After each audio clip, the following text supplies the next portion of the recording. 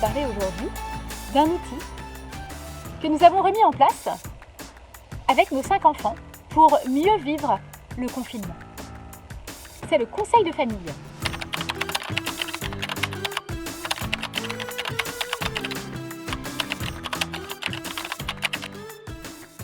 Alors, c'est quoi le conseil de famille? Pour nous, c'est un temps où l'on va se poser, se retrouver, se rencontrer, se dire, faire le point, peut-être traverser une difficulté ou un conflit, voire établir une nouvelle règle de famille. On peut exprimer un ressenti, une émotion, un besoin, satisfait ou non, une frustration, une contrariété, un mécontentement.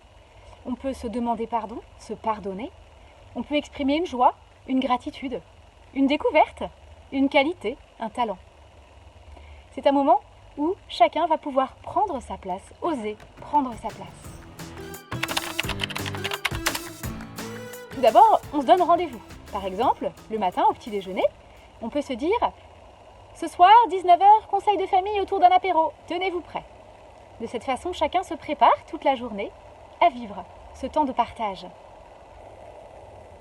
Ensuite, chacun, tour à tour, au moment du début du conseil de famille, va prendre la parole et va pouvoir partager ce qu'il a à partager. C'est important que le conseil de famille ne dure pas trop longtemps. Tout d'abord que chacun s'exprime en jeu, J-E, car le tu agresse, il attaque et il peut engendrer du ressentiment, du mécontentement qui va nuire au bienfait du conseil de famille. C'est important aussi pour nous que la personne qui parle soit écoutée, ne soit pas jugée et ne soit pas interrompue. Pour ça, nous avons mis en place le bâton de la parole. Dès que la personne qui parle a le bâton de la parole en main, elle est sûre qu'elle va être écoutée, non jugée et non interrompue. Quand elle a terminé, elle peut passer le bâton de la parole à son voisin. Pour nous, c'est important également pour manifester la joie, la convivialité, de boire un verre, de goûter à des bons petits gâteaux, de boire une bonne bière. Et enfin, c'est important qu'il y ait un parent qui soit là pour donner la parole à chacun et veiller à ce que l'écoute et le non-jugement soient respectés pendant ce temps-là. Pour moi, un conseil de famille, ça m'a permis d'exprimer ce que je ressentais.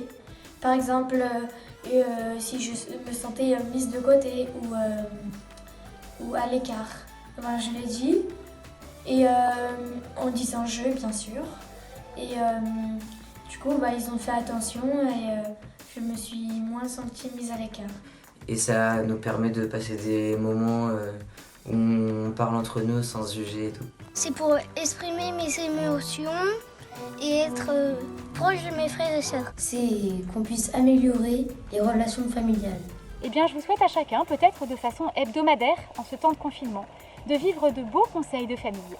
Et qu'à la fin du conseil de famille, chacun ait hâte de vivre le suivant.